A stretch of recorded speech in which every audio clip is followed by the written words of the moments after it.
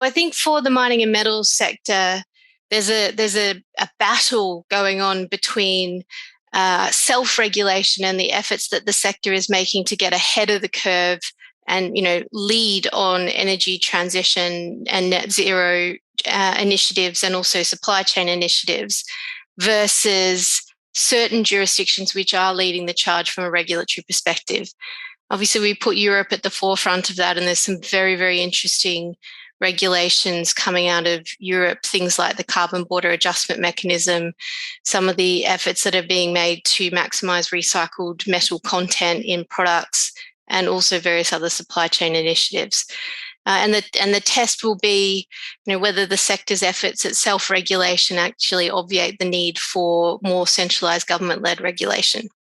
My personal view is we'll actually see a range of factors and transaction types coming to the fore.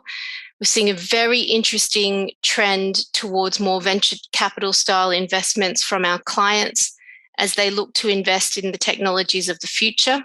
We're also seeing very, very interesting trend towards vertical reintegration across the sector.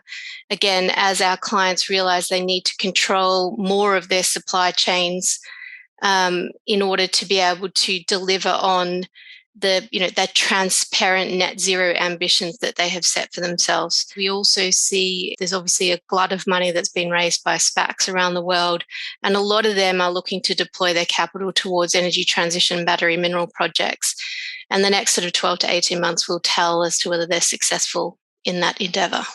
We're seeing really ambitious goals being set by certain of the industry leaders.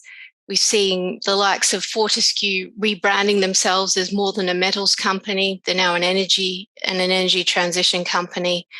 We see lenders to the sector reinventing themselves and really thinking about the entire value chain when they're deciding to deploy their capital.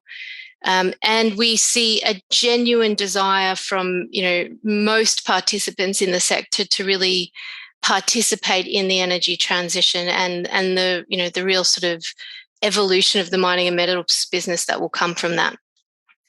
The other thing we would say is that for those who are managing the decline of some of the commodities who will, in time, no longer be relevant to, the global mining and metals sector and commodities more generally, coal in particular, that is an area where there is still a very live debate as to how the sector responsibly manages the decline of those commodities, recognising that it can't happen overnight.